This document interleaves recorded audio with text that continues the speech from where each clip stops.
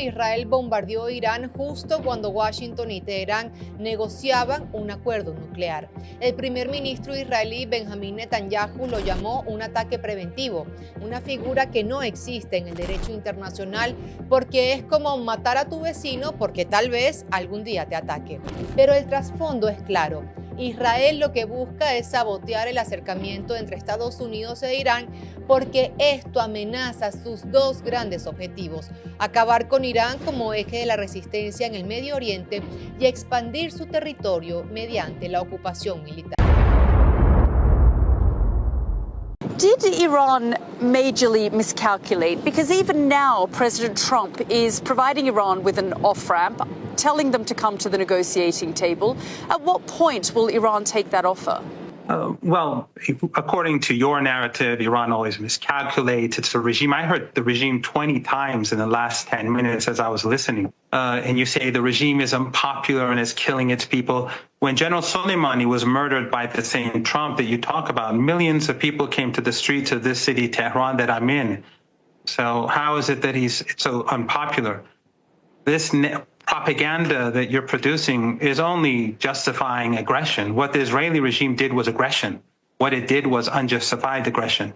And Netanyahu has been saying for over 30 years, some say up to 40 years, he's been saying that Iran's on the verge of creating a nuclear weapon. And thanks to people like you, he gets away with these lies. How do you know that the Israeli regime had bases inside Iran? You're just repeating their propaganda. Of course, Israel for you is not a regime. Sorry, it's a state.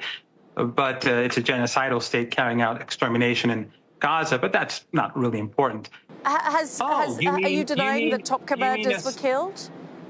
Oh, so you mean what you're referring to basically is an attack, an act of aggression, that they suddenly fire missiles at civilian targets at apartment buildings and slaughter people in those apartment buildings, slaughtering whole families. For you, that's targeting, that's a really sophisticated act. One of the buildings that had some of these commanders, one or two of these commanders, was a large apartment building where they killed everyone, 60 people, 20 children. That's not important for people like you, but that's important for people like us. For you, people like you who support ethno-supremacism and the chosen people being able to slaughter and exterminate Professor Palestinians. Mirandi, do you believe they will come to the negotiating table now? Well, your regime should know, and your news agency or your TV channel should know better. We were at the negotiating table. It was Trump that conspired with Netanyahu to attack Iran. This is how you twist the truth. You shouldn't invite me, because you're easily exposed. Iran was negotiating. Initially, Trump had one position, and so did Witkoff. And then they flipped and said no enrichment. And then they continued the negotiations. And the night before the attack, Trump said that we don't want war. And then after the attack, he said, we're all for it. And you're saying Iran? Is Iran going to come back to the negotiating table? The audacity. Come on, show at least a bit of integrity. A bit of integrity will help. Okay.